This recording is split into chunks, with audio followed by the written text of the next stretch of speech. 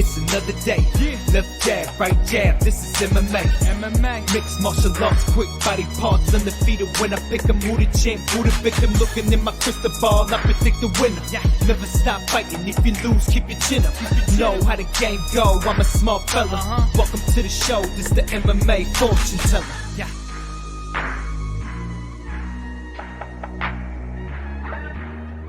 The MMA fortune teller. The teller. What's up, you guys? UFC 264. We got some time, right? This fight's taking place July 10th. I'm getting this video out to you guys here Tuesday, June 29th. So we got a lot of time to plot on the plays that we want to get at for this card. There's definitely some big opportunities here. I'm super excited for this fight card. I think this is an amazing fight card. This isn't some top-heavy boxing style or boxing type fight card where you have like a McGregor Poirier as the main event and then the rest of the card shallow like we have seen at times. I do believe this is a stacked card. At least there's fights that really intrigue me. We're going to be getting to those here in a second. You guys know the routine. We're going to have timestamps here for everything. We're going to be doing a recap of UFC Vegas 30. I want to take a quick look into the BKFC fight card that took place as well. There were some really interesting fights. We're going to talk about some recent MMA news. How about that Joe Schilling incident? I'm not going to go too much into that here. I actually have a specific video that I'm going to be uploading just in regards to that video. So it'll be a straight up video about that situation. It was going to be too long for me to really go on about that here. This video would have ended up being about 2 hours. So we'll have that there. We'll have that posted here for you guys as well. And it was another profitable event this past weekend. We went two for three. We hit 2 of our 3 plays for the UFC Vegas 30 card. I felt really good about it. We hit our 2 bigger plays. We lost one small dog play that I took a shot on. We'll be getting to that here in a second. With no further ado, let's get right into the MMA news. So, Ciryl Gane is taking on Derek Lewis. Fight is set for the interim heavyweight title bout at UFC 265. What a fitting main event for UFC 265, right? The heavyweight, well, not necessarily the max, but, you know, the heavyweights look to be right around 265. I guess you can go up to 266, correct? But what are your guys' thoughts on this fight being matched? You know, I'm very, very excited for this matchup. I don't know the whole details with what went on with Francis Ngannou and his management team. Obviously, Dana White was clashing heads with him, so they're putting out this intern belt.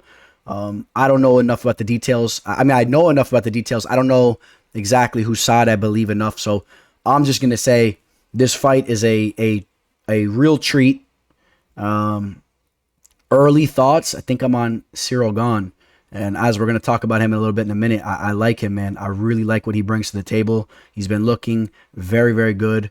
How about Fedor Emelianenko looking for some possible opponents here in the future? He's making his return, and there's been some really, really interesting names.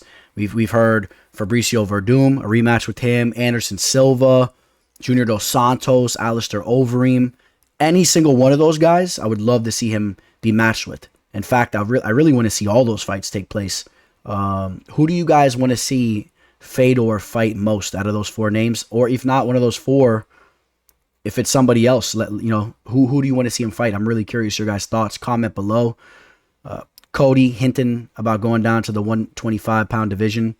He probably should at this point if he can make that weight cut.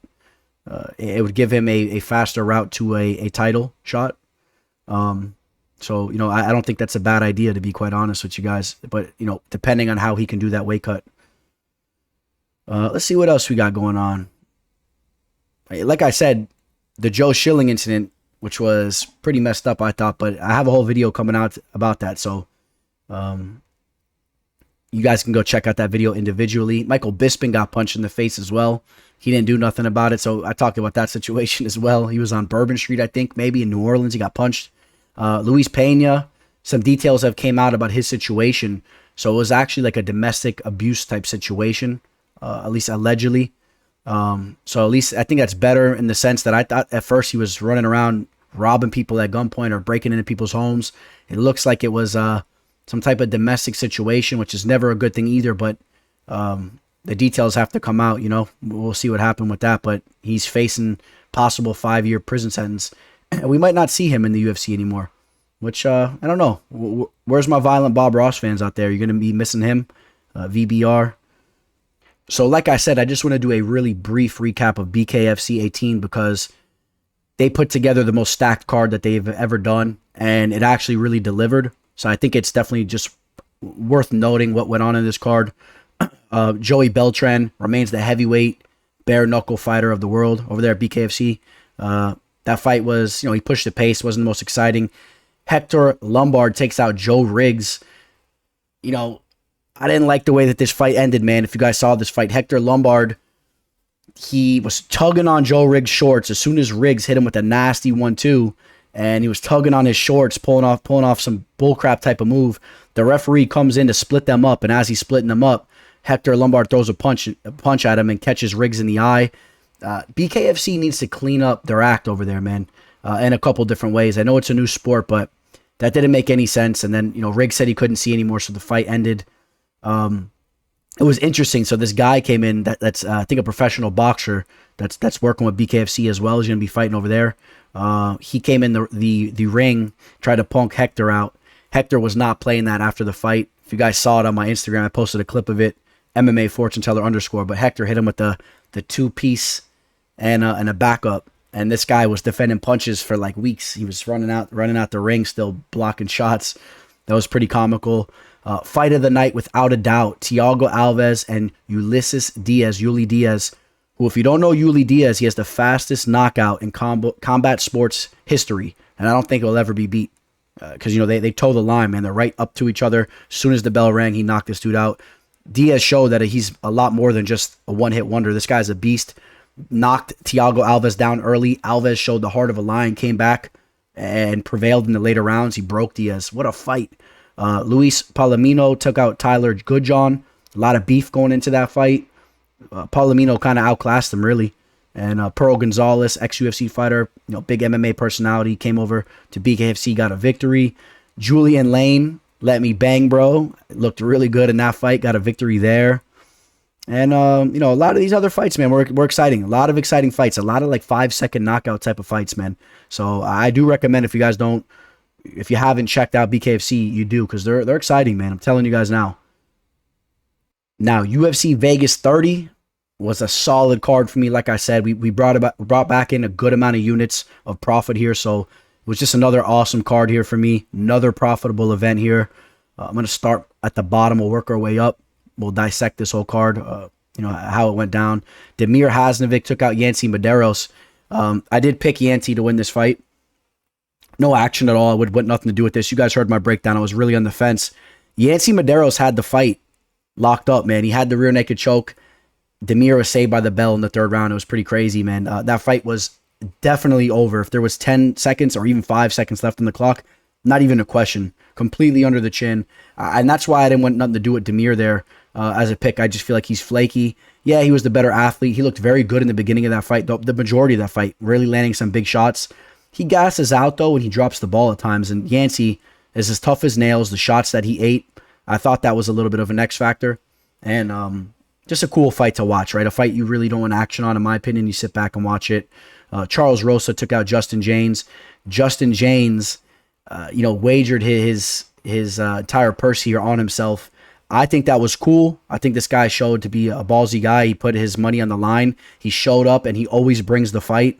Me and him had some words after the fight. He responded back to me. He's a really cool dude, and I hope he gets another shot in the UFC. I know he hasn't won in the last couple fights, but he keeps delivering, and I like his personality. Rosa's been looking very good. Rosa's really doing his thing now. Julia Avila gets the finish there on Storlienko. Avila looked good, got the train back in the tracks there. Marcin Prachnio got the finish of Ike Villanueva. Ike started off strong. Prachnio got the finish there with the nasty body kick. Of course, again, these were all fighters I picked. Rosa, Avila, Prachnio. No action, though. This guy, Jeremiah Wells, comes in, takes out Warley Alves. I didn't get a video out to you guys on this one. I'm sorry about that. It was a newly added bout. I didn't get this out to you. But this guy, Wells, I knew he was a serious fighter. I was on Alves, being that he had the whole fight camp. I thought cardio-wise, this and that. But I know that this guy Wells has some nasty power. If you guys have been keeping an eye on him, he's been knocking dudes out left and right. Keep an eye on Wells moving forward. A training partner of Paul Felder and a guy that's dangerous. Shavkat Rakhmonov takes out Michel Prazeres. We talked about the reach advantage, but what about the skill advantage? You know, the youth. This guy Shavkat, this guy is a star in the making. A lot of people want to see him versus Khamzat Chimaev. Is that a fight you guys want to see? Who do you want to see Shavkat fight next? This guy is right out of a video game, like I said. This guy is just a character. I'm really, really interested to see how his career progresses. I know he's putting in some work with some solid guys down here in South Florida. The sky is the limit for that kid. Kennedy and Cheku takes out Danilo Marquez. Kennedy lost the first 2 rounds and survived, though, didn't get submitted. And then the 3rd round, he pushed the pace, started landing some big shots, and he got the TKO on Danilo. That was an exciting fight there. Of course, you know, we were on Shavkat, Kennedy. No action, though, no action. And Kennedy was the guy I was thinking about, but I was worried about those takedowns, so I stayed away from that fight. Hanato Moicano, I thought the grappling would be too much for Jai Herbert, and it was. It's a shame because this guy Herbert has some nasty striking. He's a really, really skilled boxer. He's got to be able to stay on his feet if he wants to showcase those skills, though. Tim Means. This takes me to my first play of the card that I hit. 4-unit play on Tim Means. Grabbed it at -130. An excellent line. You guys probably heard me chirping on my Instagram about this. I thought the line was disrespectful to Tim Means. Tim Means is so underrated at times. A lot of times, the only way you're going to beat him is if you clip him with something. You know, if you catch him in a little, a submission, you get him out of there early. Because if you don't, he's very, very skillful, and he's going to outclass a lot of these guys, man. Working on his overall game, his wrestling, his striking. I'm a big fan of Tim Means, and he has one more little push in him to try to work his way to the top of the division. Andre Fili fight ends up in a no contest. Fili was in very good control of that fight. Looked to be very good. Looked to be on his way to an easy victory there. Although it's the fight game, you never know. Pineda threw some nice leg kicks, threw some heavy shots, but Fili was tagging him up, slamming him down. He was doing all types of stuff. Fili looked very, very good in that fight. So I think we should just check that off as a victory for Fili and see where he goes next from there. Now, I know there's some controversy here. You guys let me know about this. Timur Valiev takes out Raoni Barcelos. I'm very happy I stayed away from this play because I was potentially going to parlay Barcelos and Shavkat Rakhmonov, and I didn't. I stayed away from it because I knew, like I told you guys, Timur is a world-class fighter. No question about it. But I was still on Raoni all day here. Raoni should have got a 10-8 round in the second. That was definitely a 10-8 round. He was smashing him. He was seconds away from stopping the fight. Did a lot of damage there. Timur kind of outvolumed him in the first and third, but didn't do much. How does he win that fight? It should have been at least a draw. Third round was kind of close too, but I understand how it happened, but I think it should have been a draw. And I know that cost some people some money, but I'm glad I stayed away from that because Valiev is the real deal. Tanner Boser knocks out OSP. This was my small dog stab. I had a 2-unit play on OSP. Smallest play on the card. I like to take my stabs at these dogs once in a while. They're not always going to come through. I thought OSP could have won this fight, though. He did not show up. This guy, as far as I'm concerned, no disrespect, but I think OSP had already retired from the game of MMA, from the fight game, before he stepped into the cage that day. He wasn't throwing any strikes. Got the one takedown, let him get up with ease. Boser didn't grab the cage either. I know there was some controversy there. He did not grab the cage. He had a balled fist. He leaned up against it. Props to Boser for showing up and actually bringing the fight. I was very disappointed in OSP there. Now, we go to the main event. Biggest play of the card. 5-unit play on Cyril Gane to take out Alexander Volkov.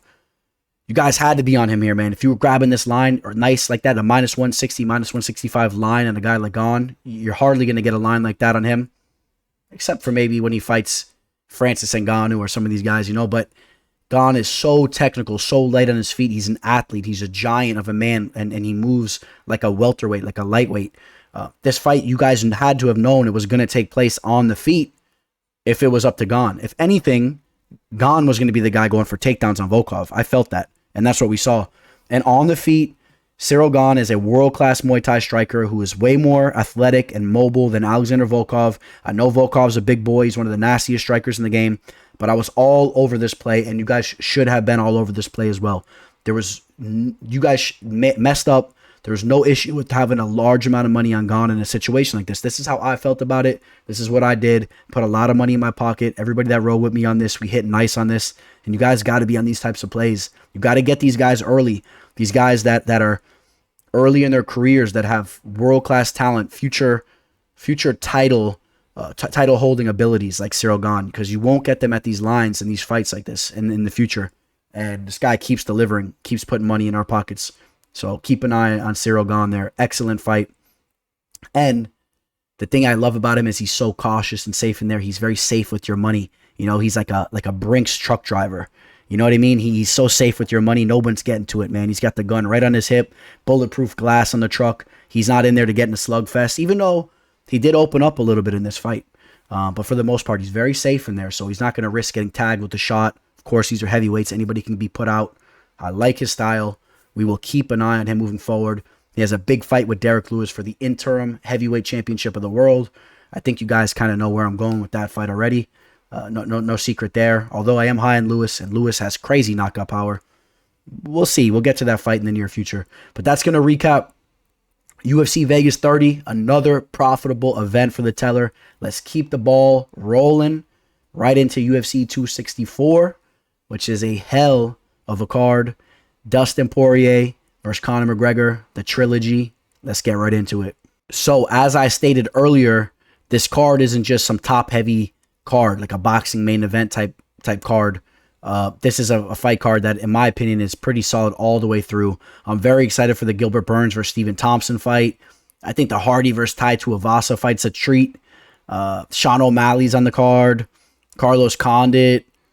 Ryan Hall makes his return against Ilia Topuria. It's a solid fight there. So, I mean, there's some good fights here on this fight card. Unfortunately, the Sean Brady versus Kevin Lee fight fell off. Lee had a rib injury. That was a fight that I was very, very much looking forward to. You throw that fight back in this card, too. It shows you that the UFC was looking to deliver for us here. But in the first fight, we'll start off with the Akhmedov versus Yaozing Hu fight. Akhmedov, the North Macedonian fighter. This is a guy that was undefeated coming into the UFC, 8-0 at the time, and even was coming off a knockout victory over there in Bellator. But since he joined the UFC, 2 losses in a row, fought the very tough Christoph Jocko and John Phillips. The Christoph Jocko fight, he did show that he has some holes in his grappling, his takedown defense. He's definitely a striker. This is a guy that looks to put you out. And that's how he got a lot of his victories. A lot of knockout victories on his resume. That's why the UFC does like this guy. This guy does look in there, and he goes in there and looks to take your head off. He's been putting in some time with a solid crew over here, man. Look at the guys he's brushing shoulders with. Khamzat Chimaev, Alexander Gustafsson, Sean Strickland. A lot of recognizable faces. Jake Shields. I forgot this guy's name right now. It's slipping my mind. This guy's a solid fighter too. We saw him fight on Dana White's Contender Series, and he's a UFC caliber fighter. Sorry, his name's slipping my mind right now, but somebody knows who I'm talking about there. So Akhmedovski's getting it in with some solid people here, but make no mistake about it. I think Akhmedovski is just working on his takedown defense and his ground game. His get up game, just to be able to work the striking. He likes to go in there and take your head off.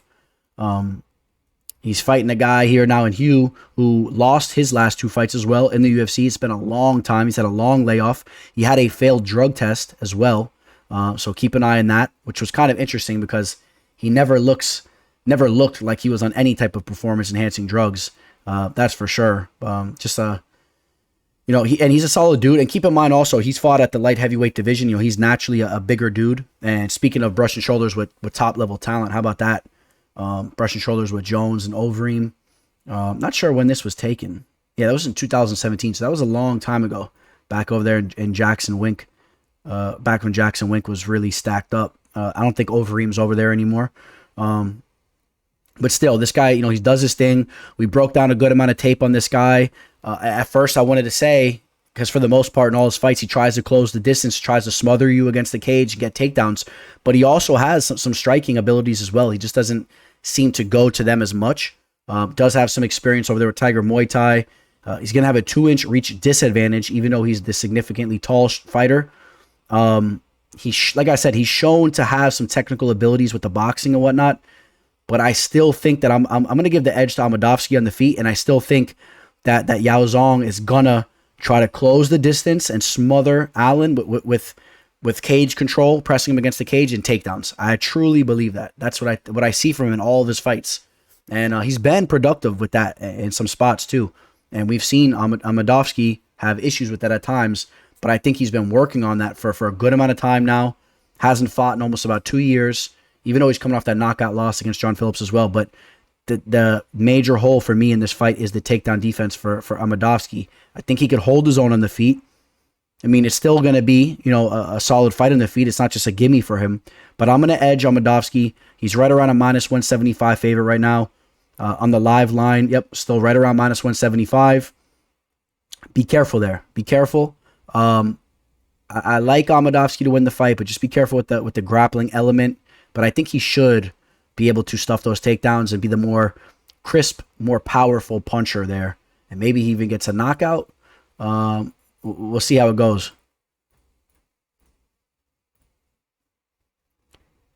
In the next fight, taking place in the flyweight division, Zhalgas Zhumagulov taking on Jerome Rivera. This guy, Jerome Rivera, lost 3 fights in a row. His fight against Luis Rodriguez, a lot of people thought he should not have won that fight, and I'd be one of them as well. Even though it was a unanimous decision, I thought he lost that fight. It was a very entertaining fight. He definitely showed flashes of his abilities. He's a solid fighter. Whether or not he's a UFC caliber type of fighter, I think maybe he is, but I just think that, things haven't gone his way as of recently. He lost to Tyson Nam, got cracked, lost to Francisco Figueroa, Davidson's brother. That was a very close fight, and he got knocked out again by Odie Osborne. It's the UFC. These guys ain't no joke in there, and things happen. Jerome's going to have to put something together here, because if he doesn't get a victory here, I would say that this stint in the UFC will be a wrap. Zhalgas is a very tough fighter, coming off 2 losses himself against Julian Paiva and Amir Albazi. I hold those 2 fighters in a lot of higher regard than the other names I said there on Jerome Rivera's resume. I think Zhalgas is a very tough fighter. The Kazaki fighter. Is that how you say it? The Kazaki, the fighter coming out of Kazakhstan. I think Zhalgas is a tough dude. I've been breaking down tape on him for quite a bit, before he's even gotten to the UFC. He's 32 years old. I think he'll be the stronger fighter in the wrestling exchanges and the clinch. I think Zhalgas has more power. Zhalgas has underrated striking, and I think that if he touches Jerome, we've seen Jerome go out, so there's no reason why he can't go out again. Jerome Rivera, maybe he has the edge with the athletic and speed ability, but I don't know, man. I don't know where his confidence is right now. I have a feeling his confidence isn't too high, and I worry about Jerome Rivera in this spot. It's a tough fight for him. Could be four in a row, as far as 4 in a row for his losses, and that's most likely what I see happening here. Jerome Rivera is going to have the reach advantage. He's going to have to use some good footwork, pump the jab, try to keep Zhalgas at the end of his punch, and I think he needs to avoid making this fight a barn burner, because I think that if he does, I think he's more likely to get caught with a big shot, and like we've seen. And Zhalgas, like I said, an underrated fighter. Again, I bring this up time and time again, and I will continue to. I love to see fighters brushing shoulders with guys like these. Being over an American Top Team, having Marlon Moraes, to your left, having Pedro Munoz over there to your left, and you know what it is over at American Top Team, and his game's gonna evolve, and he's gonna get better, and this is a fight that he should win this fight here. We take a look at the live line. -375, -400. That's a little steep, And when this fight was announced, I was licking my chops right away, and I was analyzing the line. And I don't know. I'm never really crazy about a line like that necessarily, especially in the flyweight division. You don't see knockouts as much. So. Well, in this situation, because I think that Zhalgas is more likely to get a victory from a knockout. So if Rivera doesn't get knocked out, maybe Rivera uses his speed and gets a decision there. He does have abilities on the mat as well. But I like Zhalgas here. That's a little bit of a steep line in my opinion. But Zhalgas probably should show up right and deliver. And yeah, Jerome Rivera is on the cutting block. And Rivera has a nice reach advantage here. Keep an eye on that 6.5 reach advantage. Omari Akhmedov taking on Brad Tavares.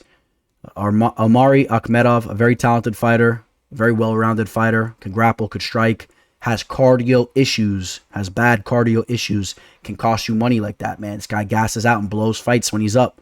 We saw it in his last fight against Chris Weidman. That was a fight that he was up. I had a small play in him, I believe, as a dog. Got him at good dog odds. Yeah, we were in the passenger seat. We were cruising to victory, and then he just broke down in that fight. Weidman pushed the pace and broke him in there. And we've seen it in other fights as well. We've seen him break there. But again, a very talented fighter, very serious Dagestani fighter, very stout, very strong, has power, good striking, good technical abilities in the feet. Brad Tavares, you could say the same thing about him. He's a technical fighter, very well-rounded fighter. He's been around the game forever. Brad Tavares coming off a solid victory over Antonio Carlos Jr. Was really able to style on him, jabbed him up. That was a good bounce-back victory for him because before that, he was losing. He lost to Edmund Shabazian and Israel Adesanya. The Edmund fight doesn't look as good now from what we've seen from Edmund. Edmund his stock was very high at that moment in time. 1 inch reach for Brad. I think that Brad's key to victory here is to work or to get this fight to the later rounds and use the cardio. Omari, like I said, he will fade in those later rounds.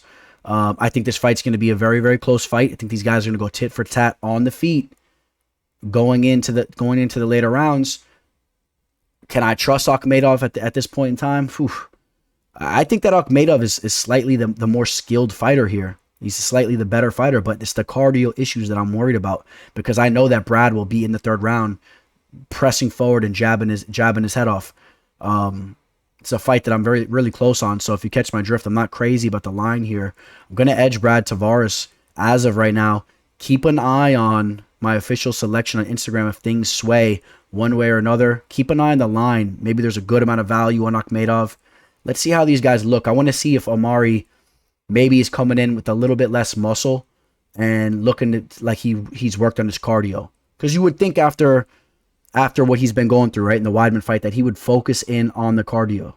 Is he going to do that? Let's see his body. Let's see his build. I want to see him lose a little bit of muscle, look a little bit more slender in there, like he has better cardio. Keep an eye on that, okay? But as of right now, I'm going to go with Brad Tavares to take over in the later rounds. But a lot more content coming to you. We have a lot of time into this fight. Keep an eye on my official pick there, because it may go to Akhmedov.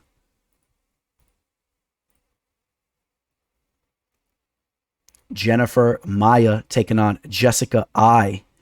Jennifer Maia coming off a solid performance, even though it was a loss against Valentina Shevchenko. Not a lot of people go out there and win rounds against Valentina, so that was impressive in its own right. Before that, she pulled off a beautiful armbar over Joanne Calderwood. Lost to Chikogian before that, but it was a close fight. Chikogian's no joke. Took out Roxanne Modafferi and Alexis Davis before that. Maia is a real deal fighter. Very well-rounded, great grappling, good boxing for the division. I like her. I think she's an underrated fighter.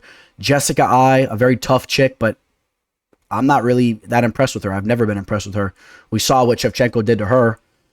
Basically put her 6 feet under. Just about, right? And poor girl, man. Jessica I was put out in a devastating way.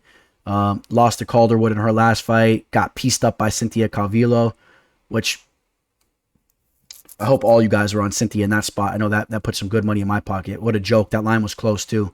Because Jessica I's stock was riding high after her Viviane Araújo win. I'm just not a big fan of Jessica I as far as her abilities go. She's tough. She has she has a nice stature in there. She's athletic. She's big. She's tough. She'll pump that jab, but she's just not that athletic and not that coordinated in there. And I think that Jennifer Maia is the better fighter here. And I expect Jennifer Maia to win this fight. I think she should win this fight. I would like to see Maia really come out and make a statement to push her way back up for maybe a potential title shot in the future. She looked so good in that fight. You want to see her keep her name in the mix. Jessica I is getting up there in age. I do admire her will and her mental game. She's extremely tough. I do admire that. And we'll see if the crowd will be cheering Here we go, evil. Here we go. Most likely we won't hear the crowd return any type of answer back. That's what usually happens. You hear a couple crickets in the background, and Jessica I will be en route to getting head kick knocked out. So we'll see how that one goes, though. As far as the betting line, -200 on Maia. I'm going to pull up the live line right now. Jennifer Maia, right around -200, as low as -188. Keep in mind, this is being recorded Tuesday, June 29th. I'm sure we'll see a lot of line movement changed by the time this card comes around. Be careful with women's mixed martial arts bouts where you're taking a hefty favorite. These fights do end up playing out closely. And I wouldn't be surprised if Jessica I kept it close. We've seen her do that time and time again as well, right? She's been in some close split decision fights. She'll be on her feet, pumping the jab, making noises with her punches. But Maia is the better fighter, and she should get the job done. Going over to the featherweight division, we got two very, very talented fighters squaring off here. Ryan Hall taking on Ilia Topuria. I mentioned to you guys earlier how I'm going to have that featherweight divisional breakdown video coming out to you guys very soon here, probably by the end of the week or maybe even by tomorrow. These are two guys that I definitely highlighted in that episode. Ryan Hall, a guy that is as dangerous in the 50-50 position as anybody on planet Earth, possibly of all time. I mean, this guy masters that position there. Ilia Topuria, just a well-rounded fighter. He could do it all. Has nasty power in the hands. He could stuff your takedown. He could do a lot. This guy has been very impressive from the limited amount of footage that we've been able to get on him. He's 10-0 as a professional now. He's fought in the UFC, 2 times? Yeah, fought in the UFC 2 times. Took care of Yusuf Zalal, and then handled Damon Jackson, finished him there. And Damon Jackson's a guy that's actually a solid fighter, so that's not something to be taken lightly, going in there and taking out Damon Jackson like that. So that was really the stamp on his introduction to the UFC. People know he's for real now. Ryan Hall, like I said, this guy with the jiu-jitsu in the 50-50 position, he's nasty. And you know what? It's not just the 50-50 position. Don't get just stuck on that, but when it comes to that, he's extremely dangerous. If he Eminari rolls or does something to get the fight in that position, there's a very good chance he's going to stop you there, because if you don't tap, your leg is going to be done for, and you're not going to be able to stand up anyway, and then he'll just run over to you and punch you in the head, and all of a sudden he'll be an excellent striker. I mean, he is a wizard, right? Hence the name, the Wizard. But again, don't get caught up just in that 50-50 position, because he's an excellent jiu-jitsu player in a variety of ways. This guy, don't be surprised if he starts pulling off different types of submissions, which he has anyway, but don't be surprised if he continues that. On the feet, we actually have seen some evolution in his striking game. I know that his last fight was against Darren Elkins, who's very stiff on the feet, and that's not saying the most there, but he was throwing heel kicks, he was throwing spinning back kicks, he was throwing a lot of weird, funky stuff. He's very light on his feet. He's definitely working on his overall game to become a complete mixed martial artist. He's very, very cerebral, very, very intelligent, some of the highest IQ in the MMA game as it stands, one of the smartest guys in the game. If you want to really get an idea of who he is, I would recommend you check out him on he's on a couple podcasts on YouTube. I'm trying to remember the name of this guy, but if you type in Ryan Hall podcast, it'll pop up. There's a guy that Joe Rogan has had on his show that also does those types of interviews. He's a very cerebral guy, and he had Ryan Hall on. I believe he might have even had him on twice, but somebody comment below. You guys know what I'm talking about. A very big podcast, a very big YouTube channel. But I listened to that episode with Ryan Hall, and this guy really, really dissects the MMA game. He dissects life in general. So you got to be wary of a guy like this, because this guy is doing a lot more than just game planning for a fight. Now, I do know at the end of the day, you could be a very intelligent guy, but you have to have physical abilities, physical capabilities in there to win these fights, especially against a guy like Topuria, who is just he's a specimen. This guy, like I said, man, this guy's came in and he's just been an absolute tornado, destroying anything in his path. Ryan Hall is going to have a big plate in front of him I don't know if he'll be able to finish the entire meal. It's going to be a lot for him to take in, because Topuria, like I said, is very well rounded. If Topuria can stuff the takedowns, and not even the takedowns, keep this fight off the mat, because it's not going to be like typical wrestling takedowns. Ryan Hall might try to pull guard. He might hang on him, try to rip him down to the mat, might Eminari roll. We've seen him do a lot of funky stuff in there trying to get the fight down to the mat, but that's going to be key. I think otherwise Topuria is going to really tee off on him a little bit. I could see Ryan Hall throwing in some funky strikes, landing here and there, but I don't really see him hitting Topuria with something that would finish him. You never know, but Topuria, I can easily see him going in there and really, really hurting Hall on the feet. So it's a tricky fight. You're playing with fire with a guy like Hall, who can always just finish the fight in a variety of strange ways with the submissions and whatnot. But I think that Topuria should be able to go in there and handle business. I like Topuria here. Keep in mind, he's only 24 years old. This guy has so much potential. This is a guy that, you know, we put an asterisk next to this guy's name. This is a guy it's stood out. He's a 5-star prospect. 10-0. He's passed the test so far since making his UFC debut and his follow-up fight. And again, this is a guy, there's certain guys who put asterisks next to their names, and you guys know what I'm talking about. Topuria is going to be that guy. He has that it factor. We take a look at the live line. He's right around a -225, -240. So the line is a little steep, but I think that I wouldn't knock anybody if you feel comfortable grabbing him, because I just think that you're basically betting against the fact that he just doesn't get submitted, doesn't get his leg caught up with something, and he should handle business in there. That's basically what you're betting on. If you're taking Ryan Hall, if you look at the submission prop, it's probably going to be right around what it is for him to win the fight, right around that same line there, +185, whatever it was. The Spaniard, and he's of Georgian descent, and those Georgians don't mess around, as you guys have been catching on. Giga Chikazi, there's a lot of tough Georgian guys. These guys have really started to make a name for themselves, kind of like the Dagestanis did back in the day. I mean, the Georgians are no joke. They're taking MMA serious, and these guys are coming through. I talk about, really quick, I talk about my Greek heritage. I know that the Greeks have the ability to be in a situation like this in the near future. It's just, and there's a lot of countries, some of your guys' countries that you represent as well. You guys know what I'm talking about. There's certain countries, the sport just has to really blossom over there and start to spread like wildfire, and you'll see a lot of these countries start to put out a lot of top fighters, and I think that Greece is one of them too. But the Georgian fighters have really, really been doing their thing over there, and this guy Topuria might be leading the way for Georgian mixed martial arts. Him and Giga Chikazi, and I'm sure I'm forgetting a bunch of other names, but you guys know what I'm talking about. These guys are serious, and so I'm definitely going to be on Ilia Topuria to win the fight. I'm very excited to see Ryan Hall back in there as well, like I said. So I will be tuned into this fight for sure. I'll be sitting in front of the TV, eating the popcorn, or chugging a beer, whatever we're doing. We're going to be enjoying this fight. Make sure you don't miss this one now. All right. We got the South African Dricus du Plessis taking on the problem Trevin Giles, the very tough American who's been putting things together. Trevin Giles on a 3-fight winning streak. Notable victories over James Krause. It was a close fight, but not a lot of guys go in there and get victories over James Krause. That's a big feather in his cap. Took out Bevon Lewis, completely bullied Bevon in that fight.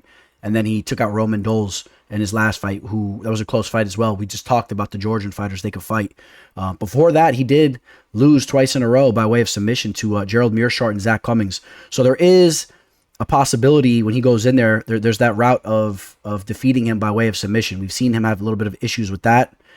He looked a little flat in both those fights, if you guys remember. Here's the thing, Dricus du Plessis, in my opinion, is not so much a submission threat here. I know he does have a guillotine choke victory in his last fight before he made his way over to the UFC. But if you take a look at the majority of his victories, you look at his last 3 of his 4 victories were by way of knockout. This guy likes to go in there and take your head off. We saw that in his UFC debut. He was down on the scorecards against Marcus Perez. The fight was just really getting going, but he ended up getting a nasty knockout. I do feel that this guy du Plessis has some nasty power. I think that we're going to see him, if guys want to play around and in the cage with him and strike, they might even be up in the scorecards. I think we're going to see Dricus knock some dudes out throughout the next couple of years. I think he'll be hanging around. He has a fan-friendly type of fighting style. So barring he doesn't lose a bunch of fights and get cut, I think this guy will hang around for a while, and you'll see those flash knockouts here and there.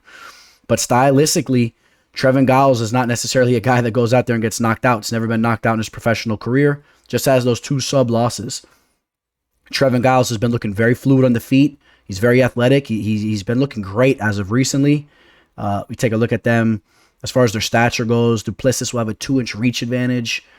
He's not necessarily the type of guy that's just pumping the jab, though. I mean, this guy is in there to throw power shots and try to take you out. So, I mean, I think they'll clash. I think Trevin Giles will have a little bit of better footwork in there. I think Trevin Giles will have a better overall game as well. I think that I could see Giles maybe control the clinch a little bit better against the cage with the wrestling and whatnot. I think that Giles is a little bit more of a well-rounded fighter from what I've seen.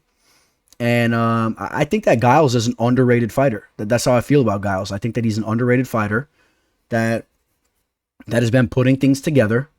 And I'm going to pick him here in this spot. I'm going to pick him.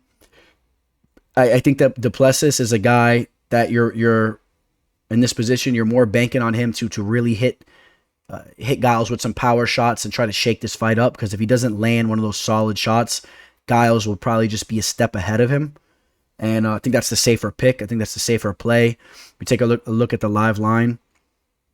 And we got Giles as it's right around a pick 'em right now. Right around a pick 'em. So people do admire the power that Dricus brings in there. I just feel like if you're taking Dricus, again, you're banking more on one of those power shots hitting. I know he's a talented fighter, so I mean this is going to be a good one here. I like Giles though.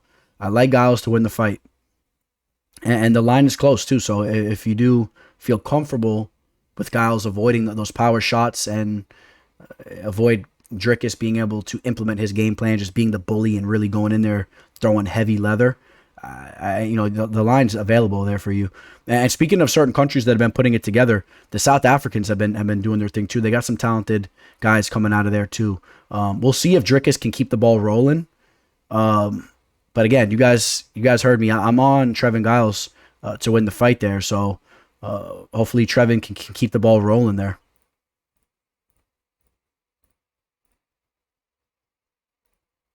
Both guys, right in their upper 20s too, man. Really creeping up to their prime. Should be a good fight there. This is a fight that I'm very, very excited for. I think this has fight of the night written all over it. There's some fight bonuses going to be going on here. Niko Price taking on Michel Pereira, the very, very entertaining fighter. Michel, the Demolidor Pereira, coming off a victory over Chaos Williams. Looked good in that fight. Looked amazing against Zalim Amadayov. Was just outclassing him on the feet. The footwork, the diversity on the feet was way too much. He's so unorthodox in there, man. This guy can really play games with you on the feet. He's a tricky dude. You see him doing the flips, this and that. I mean, this guy is a true athlete. I think that he will be quicker to the punch than Niko Price will be. I think he'll be more athletic, more precise here. Niko Price is a guy that's just extremely tough and throws heat at your head. And if he connects, he'll put you out. We've seen him knock out guys like Tim Means. That was a fight that he was getting pieced up into. Still stood strong in there and threw a shot that knocked out Tim Means. I was there live for the James Vick up kick. He's so unorthodox. Hit James Vick with that up kick, knocked him out. How about the Randy Brown knockout?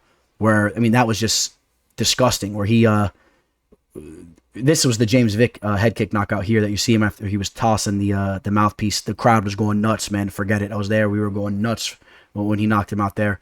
But again, the Randy Brown hammer fist from his back was disgusting. One of the most impressive knockouts I've ever seen. When do you see guys have the power from their back to knock out their opponent as they're stacking them and they're in their guard? You guys want to comment any other fights where we've seen that? Comment below another fight where a guy's been basically in guard or, rolling on his back, throwing shots, and he's finishing the fight there, knocking his opponent out unconscious. Because Brown was out, flattened. He was folding over. This guy has a very unorthodox and very interesting stature. You see his Niko Price's reach. Where's he at? 76-inch reach right? He's 6 foot with a 76-inch reach. He has a very wild style, man, a very wild stature. He's a solid fighter. Coming off a draw against majority decision draw against Donald Cerrone. Remember, he had a point taken away, I believe, right, in that fight.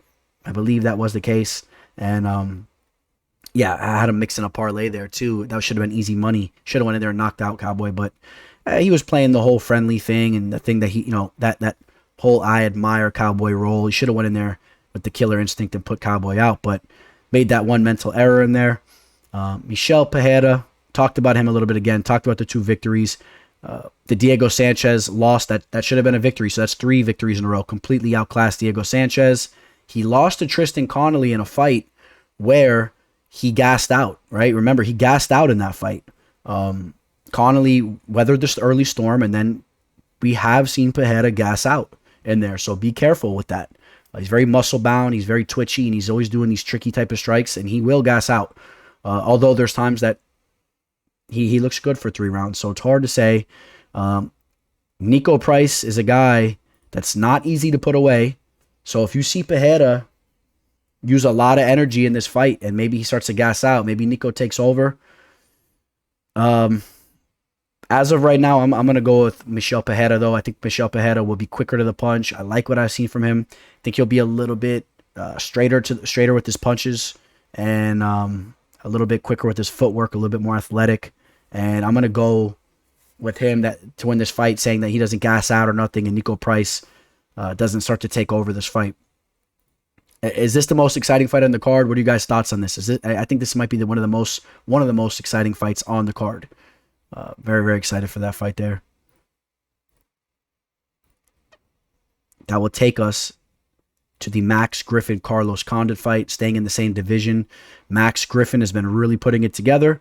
Won his last 2 fights, took out Ramiz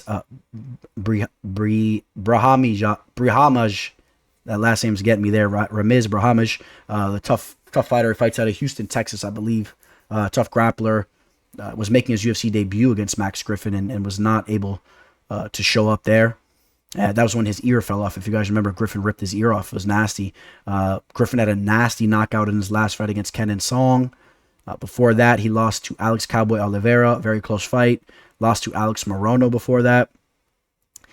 Meanwhile, Carlos Condit, my boy, one of my favorite fighters of all time, the natural born killer. I've been a big fan of his since he was the welterweight champion over in the WEC. I was a major WEC fan. You guys know that. And the natural born killer was one of the guys, one of the staples over there. If you guys remember the WEC days, it was Carlos Condit, Uriah Faber, Doug Marshall, Rob McCullough, Brian Stan, Jose Aldo. Condit was one of the guys, right? He came over to the UFC. He was able to hold gold. He was an interim champion, took out Nick Diaz in a fight where he stuck to the game plan. A lot of people were disappointed in that fight. He didn't bring the fight, but stuck to the game plan. Condit's a very diverse striker, a very well-rounded fighter. I think he has underrated grappling. But, he did hit some road bumps, over the last couple of years. He's getting beat by guys like Neil Magny, Alex Oliveira, got submitted by him. Lost to Michael Chiesa. But you realize these are tough outings. Carlos Condit, I've seen some interviews. He said that he was really trying to put things together. He was taking the game serious. Bounces back with the victory over Court McGee, where he looked phenomenal. And then he won his last fight against Matt Brown. And you saw Matt Brown is still doing his thing. So, Max Griffin, 76-inch reach. Condit's right there with him with the 76-inch reach. I'm going to go with my boy Carlos Condit here, man. He's a plus 150 dog. I know he's up there in age 37, but, Max Griffin's 35, about to be 36 as well. Max Griffin has a good amount of experience too, but Condit has way more. I think that Condit is extremely motivated right now after winning those 2 fights. He wants to string off some more victories and try to make one little push to make some noise. I'm not saying he's going to be a champion or anything like that, but he wants to make a little bit of noise, get another big name fight. I think that Max Griffin's a perfect matchup for him here. Look at a young Max Griffin, man. He's a funny dude. He's always on Instagram posting funny stuff too. The Orlando Magic shirt, just north of me where I grew up, and a funny dude, man. Max Griffin is. He's a cool dude. I always see him on his Instagram lives and whatnot.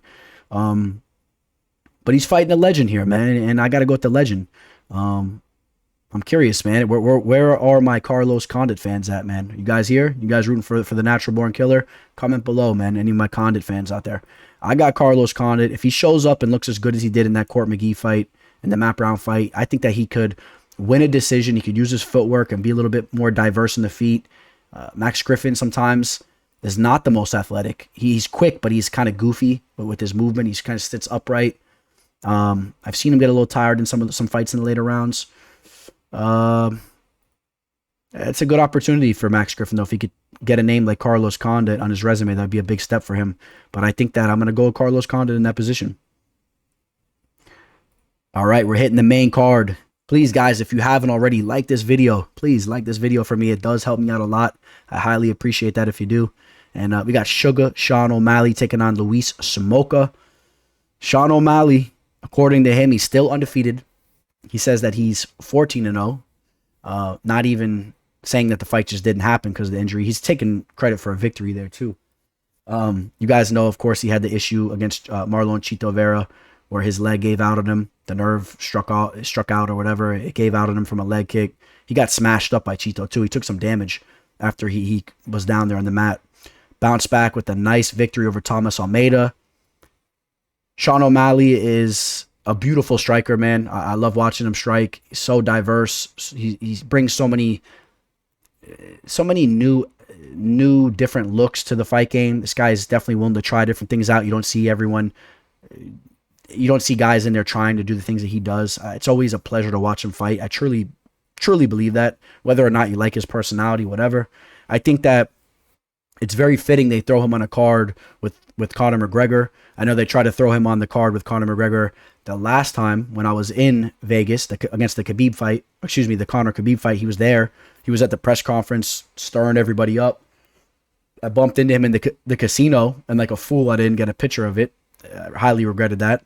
But he was out there hanging out with everybody. And Sean O'Malley, I think there's a reason why they keep putting him on these Conor cards. They're trying to get him that notoriety. They're giving him these solid fights to build his name up and let him get experience. He's only 26 years old. Luis SMOLKA, a tough Hawaiian kid, but he's not on the level of Sean O'Malley here. And the only way Luis SMOLKA is going to win this fight is he's gonna bring the fight. He's a dog. He's gonna come forward. He's got to hit Sean O'Malley with something in the legs that's gonna injure him. I truly believe that. We've seen it happen to Sean O'Malley twice now. The Andre Sukumtat fight. We saw it in the Marlon Chito Vera fight. SMOLKA needs to throw a nasty leg kick. Just throw leg kicks and hope that something happens, an injury happens. Otherwise, I'm telling you right now, mark my words on this, Sean O'Malley will style. He will style on Luis SMOLKA.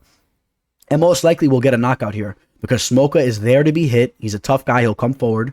And Sean O'Malley is going to be trying a lot of those new moves that he's been working on. And you never know if you're going to see the most exciting knockout you've ever seen in the game. The most exciting knockout you'll ever see happen that night. Because Sean O'Malley, you see some of these attacks that he throws out there, and if they land, it's going to be a show. Hence the name, the Sugar Show. And he's going to have a nice reach advantage here, about a 3.5-inch reach. He's a taller fighter, just constantly working on his wrestling and his grappling. Sean O'Malley is a guy that takes the fight game very serious. A lot of people don't realize that. He takes this game very serious. He has a good coach that behind him. Coach and one of his best friends. They do a lot of work together. Here he is here, the redhead. Name slipping my mind, but you remember seeing him from The Ultimate Fighter years ago. Guy I've been watching for a long time. A solid fighter. But they have a good connection there. You got to enjoy the bond that they have, and they put a lot of work in together. This is Sean O'Malley's fight. Like I said, as long as there's no injury, Sean O'Malley wins this fight. So maybe it's a parlay leg. You want to throw this in a parlay. But be careful because Sean O'Malley, 2 times now, we've seen him in fights. Should have lost that Andre Sukumtat fight. Andre just messed up and didn't stand up. So keep an eye on that. And SMOLKA is a well-rounded fighter. He could grapple. He could strike. He's a tough dude. Team Oyama.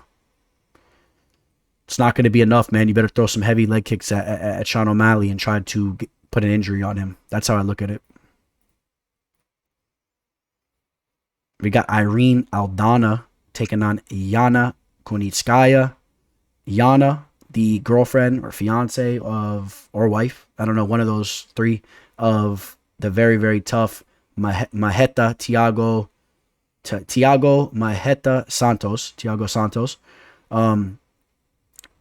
Gotta love the fact that she's training with a guy like that, because he's just an absolute beast. And when you're together on a regular basis and you're training together like that and you're living and breathing the fight game together, it's going to carry weight. I truly believe that's going to carry heavy weight. And happy Father's Day. We love you, Daddy. Yes, I think they are married, actually. And imagine, this kid's going to be a tough kid, right? This kid's going to be a fighter. But yeah, I'm a big fan of Thiago Santos's too. I like what he brings to the table. But so my point being is that she's getting in some really top level training. I see her over at American Top Team there. In her last fight, she looked very good against Ketlen Vieira. Ketlen's no joke. Yana started off a little slow, and you saw her really pick up the pace. So her cardio is good. She really took over in the later rounds.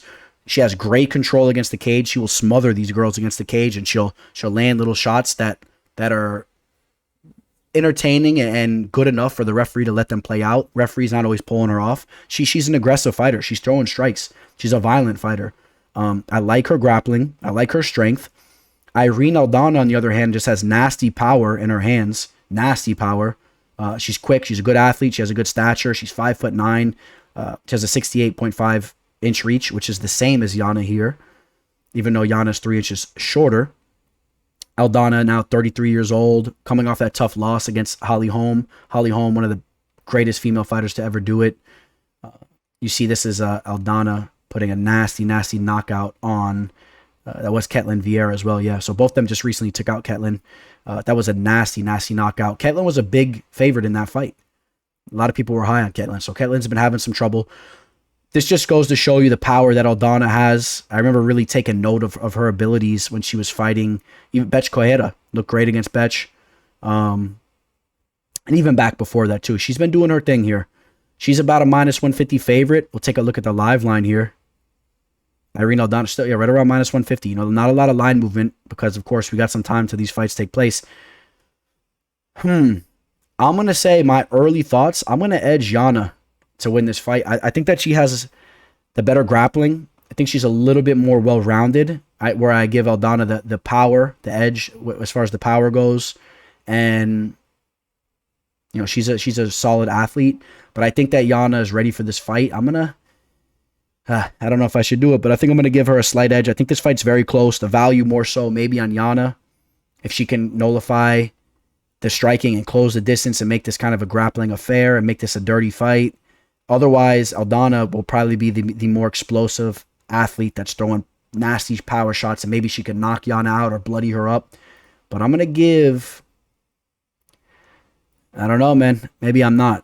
I've been back and forth on this fight, as you guys can tell, man. Some of these fights like this, it's such a close fight. And I've been such a big fan of Irene's too. So it's like, I don't want to just turn my back on her because she lost to Holly, because I don't necessarily think that Yana is a Holly Holm type of fighter at this point. You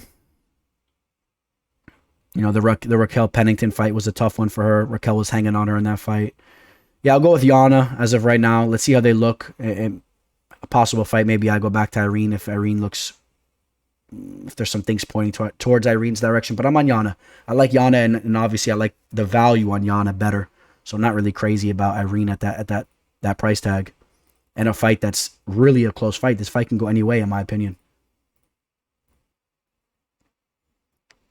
All right. What a treat this one is, huh? Tuivasa taking on Greg Hardy, the Prince of War. A lot of people throw a lot of hate towards Greg Hardy's way. Of course, you know, he was kicked out of the NFL for, I think, domestic abuse or something like that. Came over to the MMA game. The MMA world opened their arms up to him, at least as far as allowing him to participate. The UFC took him in. A great way to get a look at like a world-class athlete, a world-class football player, an all-pro athlete. He was a Pro Bowler with the Dallas Cowboys. A great way to get a look at what one of those guys can do as they transition over to MMA. Is that, in my opinion, he's just obviously a different breed of athlete than a Tai Tuivasa, where a Tai Tuivasa is just a guy that's just an animal. He's a big boy as well. He drinks beer out of people's shoes, which I think is disgusting, but I don't understand what the deal with that is, what the deal is with that.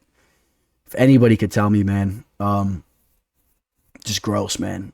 I'm all for chugging beers and whatnot, but out of the shoes, he's a funny guy. He's always got the Instagram lives going. He's got these weird characters coming in. I guess it's a Westie type thing down over there, down under.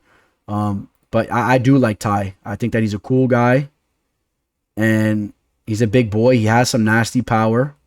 You know, his power is not to be played with as well. We've seen him go in there and sleep some dudes.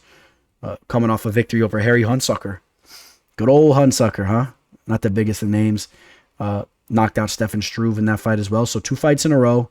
Had a little bit of a tough streak against Sergey Spivak, Blagoy Ivanov, and Junior Dos Santos before that. Greg Hardy lost to Marcin Tybura. Tybura is no joke. Everyone's been seeing that. Before that, took out Maurice Green. I was all over him in that spot. Jorgen De Castro, he looked good in that fight. Lost to Alexander Volkov, one of the best guys in the division.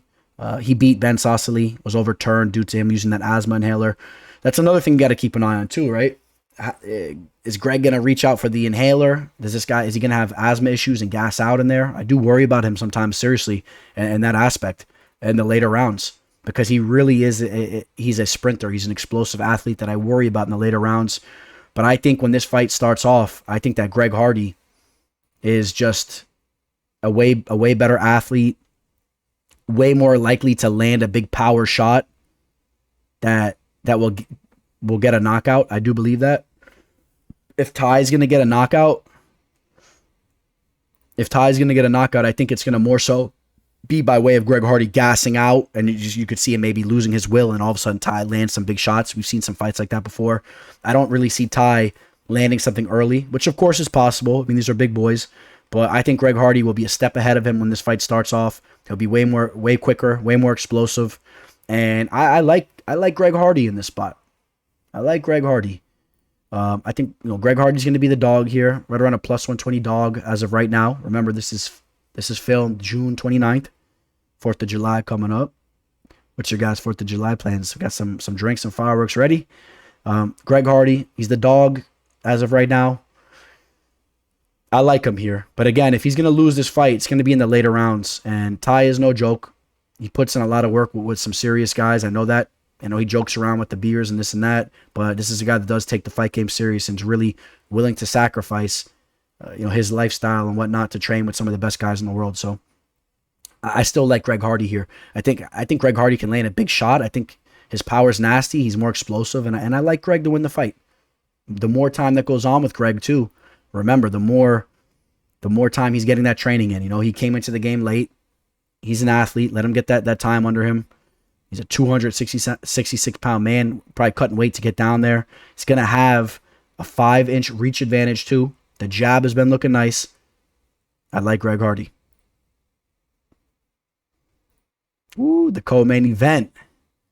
Wonder Boy Stephen Thompson, one of my favorite fighters in the game. One of the most underrated, slept-on fighters in the fight game. Telling you guys that right now. That's how I feel about him. I feel like Stephen Thompson is disrespected. I mean, this is a guy that really, he should be on route to fighting for the title, especially if he takes out Gilbert here. He has went in there and outclassed so many top-level fighters. And, not only did he just take them out, like I said, he's outclassed them. We've seen him outclass Jorge Masvidal on the feet. Vincent Luque styled on Vincent. I'm very high on Vincent Luque. The Jeff Neal fight outclassed Jeff Neal. I know Jeff Neal lost since again, but, Thompson was the guy that really shed light on that, or was the first to really go out there and take out a very dangerous Jeff Neal. The Anthony Pettis fight was a situation where he dropped the ball. He dropped his hands. He dropped the ball. He got knocked out. He was outclassing Anthony Pettis. He made one mental error in there, and it cost him big. The Darren Till fight, I had him winning that fight all day. I thought he won that fight. I believe that fight did take place across the pond, and I think that the judges messed that up, in my opinion. Again, the Jorge Masvidal fight looked amazing. There's not a lot of guys that can stand on the feet with him. Gilbert Burns is a very dangerous striker as well. Gilbert Burns is a very well-rounded fighter. He has become so dangerous on the feet, working with Henry Hooft. You saw it even in the beginning of the Usman fight, before Usman took over. Gilbert Burns wobbled Usman. He looked good in the beginning of that fight. But then you got to wonder, the way that Usman started cracking him with some jabs, the way that he started to buckle, and the damage he took, you got to kind of wonder, don't be shocked if Thompson land some shots, which he will land some shots if all of a sudden Burns starts to get a little wobbled in there. Took a lot of damage in that fight. He really did. Stephen Thompson, let's talk about the Wonder Boy real quick, man. This guy, ever since he's made his UFC debut, if you guys remember this, I just want to roll the tape back real quick. Took out Dan Stigen with a lead front head kick. Just flipped it up like it was nothing, like a little slap. Just boom, put him out.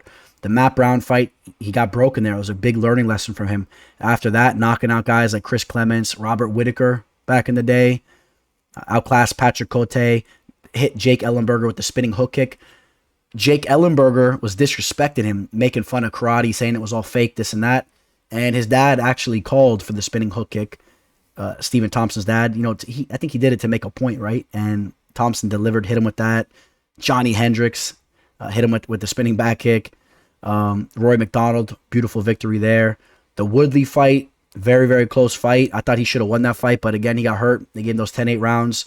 The next Woodley fight, very close one as well. Was in complete control of the fight, got dropped, and cost him the fight there. And then, again, those little mental errors that we've seen him do. He froze up against Woodley for that 1 second, froze up against Anthony Pettis. So 2 times we've seen him do that. So be wary that Gilbert Burns doesn't connect with something nasty as well. That is a possibility for sure. If he freezes up, if he keeps his hands low like he does, and Burns catches him with that shot, do not be surprised if Burns gets a nasty knockout there. Stephen Thompson has very, very underrated takedown defense. He's hard to get in on his hips. His footwork's amazing. Don't expect Gilbert just to get the fight down to the mat. If he does, definitely has the edge with the jiu-jitsu, but it's going to be hard to get him down to the mat. I think you guys know where I'm going with this. I like Stephen Thompson here. Burns has just taken some major damage to his chin. Thompson will land some shots. They don't even have to be heavy shots. He will land. He will touch him up. And I have a feeling he might hurt Burns in this fight. If he doesn't, I think he still outclasses him and outpoints him in a three-rounder victory for Thompson. He gets the decision nod. So I like Stephen Thompson to win the fight. If he wins that fight, I want to see his name brought back up in the mix. Working his way up to a fight with Usman. That's a fight that we've never seen take place. I would love to see that type of fight. Of course, we have Colby there too. I would love to see Thompson versus Colby.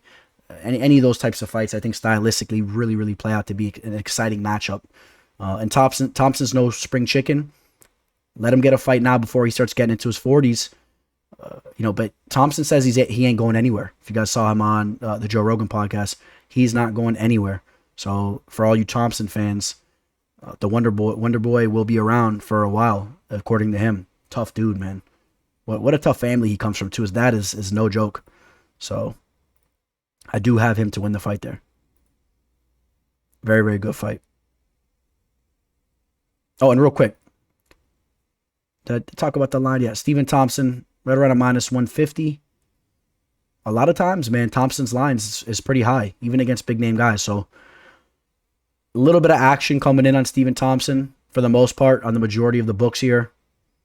We'll keep an eye on that line, because you might see some movement one way or another in a major way. Wouldn't be surprised if maybe some people go in on Burns, but I also I'd probably be less surprised to see action coming in on Thompson and see him go up to like a -175 or something like that. So keep an eye on that line as well.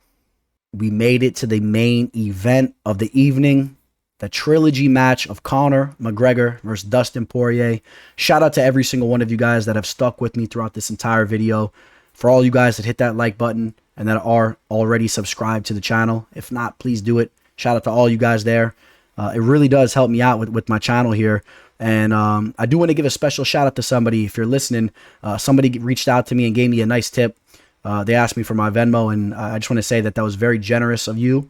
And they recommended that if anybody wants to give a tip, I let you guys know. And I thought maybe it's a good idea.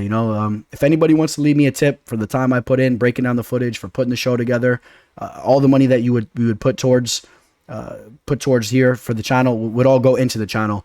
I told you guys in the next month or so, just waiting on some things. I've been talking about it for a while, but I am going to have a new studio. You guys will see that. It's going to be a way nicer setup.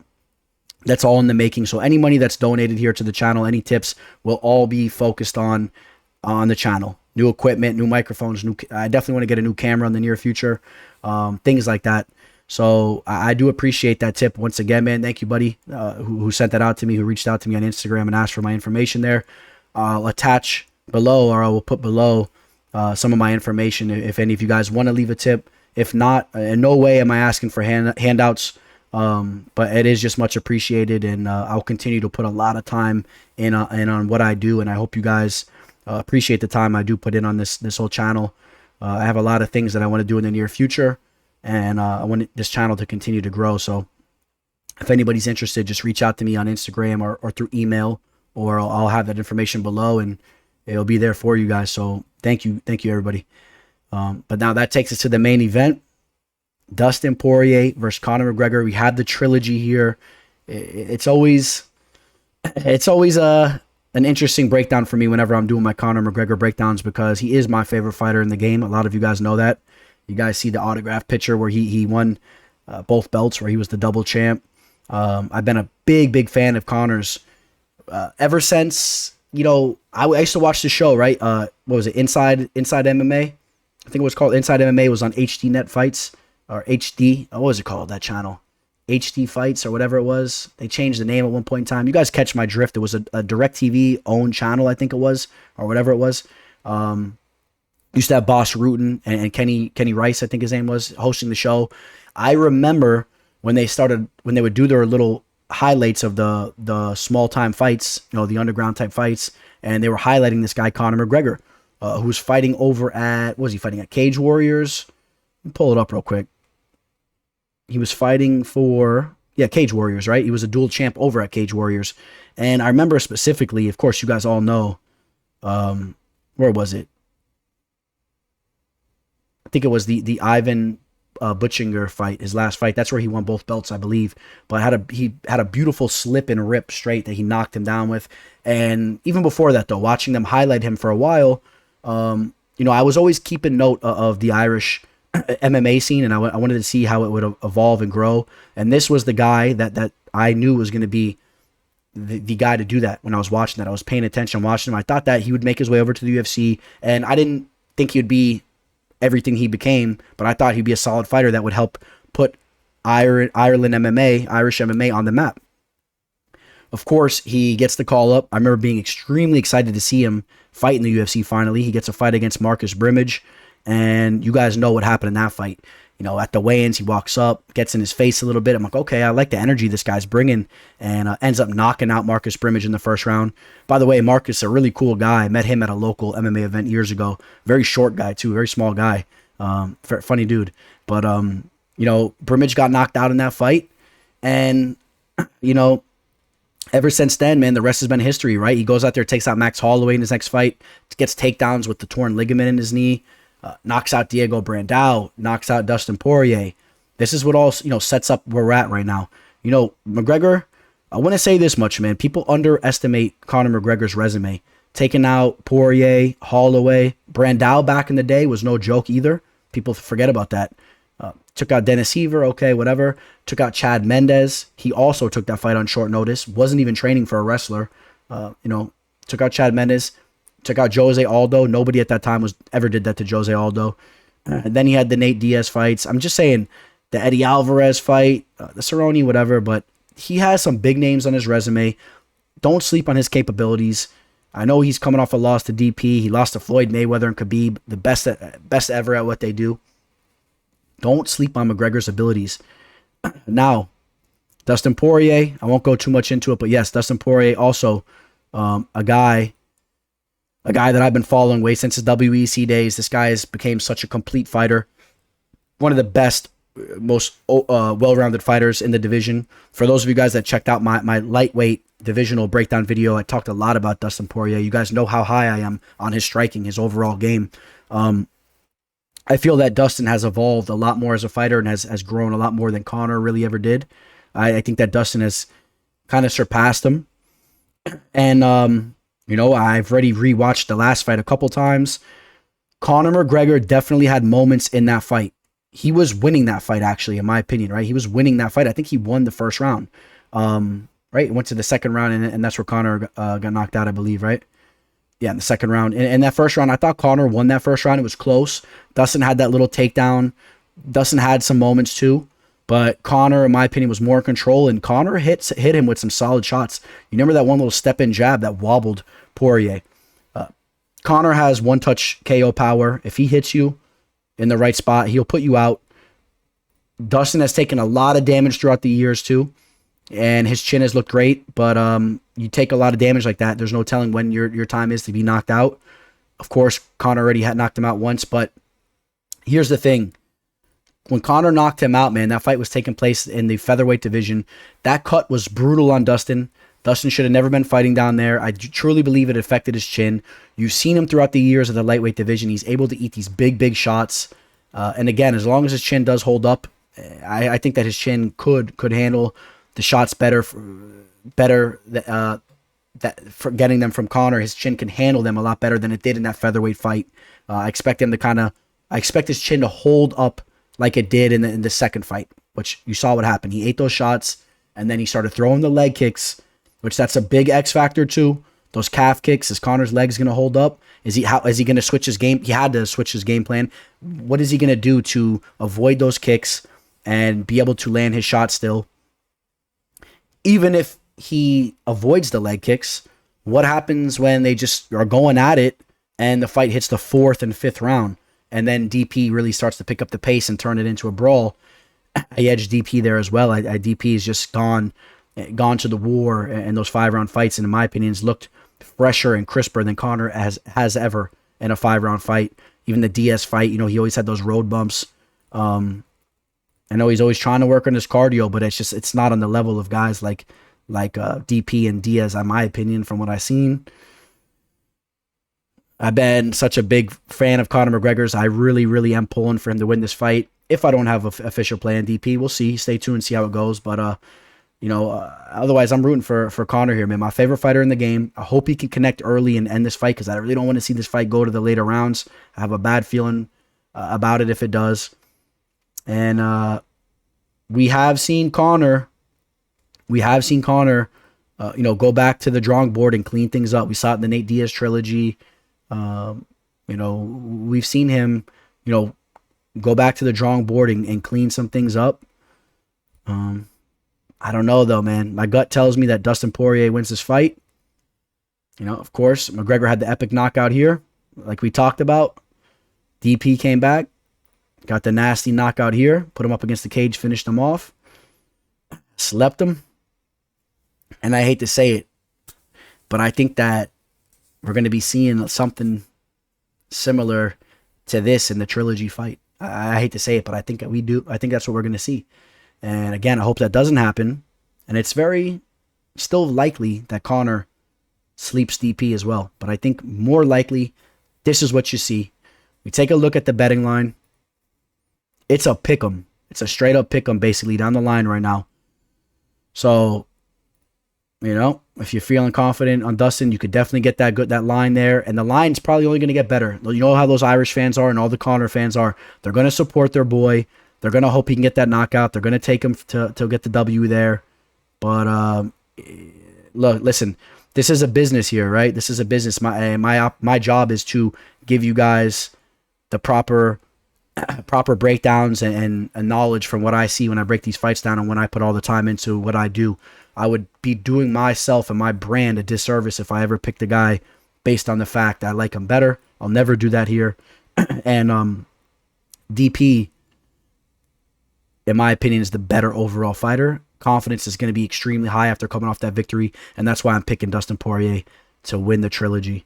And this is a cool video. I'm going to put a little snippet of this on my Instagram. If you guys didn't catch this, DP was rolling around with Brian Shaw, one of the runner-up for the World's Strongest Men this year, a former World's Strongest Man. You watch them grapple, it's crazy. And at one point in time, Shaw flattened DP out, and DP basically tapped due to him just being such a Goliath that he was crushing him and he couldn't breathe. It was pretty cool to see. I'm going to post it on my Instagram. Make sure you guys catch me, MMA Fortune Teller _ on Twitter, the MMA Teller. And where else? Subscribe here. Come on, help your boy out over here. If you guys are interested in working with me for my official plays, the ball's rolling. We're bringing money in. reach out to me for that as well. I'll let you guys know what my pricing is, and we're going to have a lot of plays in this card. This is definitely a card that we're going to have spots on for sure. So you guys know that. Come work with me, man. You'll make way more than whatever it costs to work with me on the first card right there. You're gonna make significantly more money, especially if you put a little bit of money up. You'll make a good amount of money. This is a card that I'm very, very confident in. I'm telling you guys now. Reach out to me, all right? All right, guys. Nothing else to say, man. You guys all have an amazing week. Check out my video that I'm about to be posting about the whole Joe Schilling incident. Check out my featherweight divisional breakdown that will be up in the near future here, like I said. Guys, have a great week. Take this week by the horns. Get your workout on. Get the work going. Stay motivated. Stay in shape. Eat healthy. Enjoy yourself in the weekend. Party it up a little bit here and there too. All right? Have a good balance in your life, man. All right? As always, I appreciate you guys so much. Thank you to every single one of you guys for tuning in here on a weekly basis. All right, guys. Signing out. Tell it. MMA fortune teller. The teller.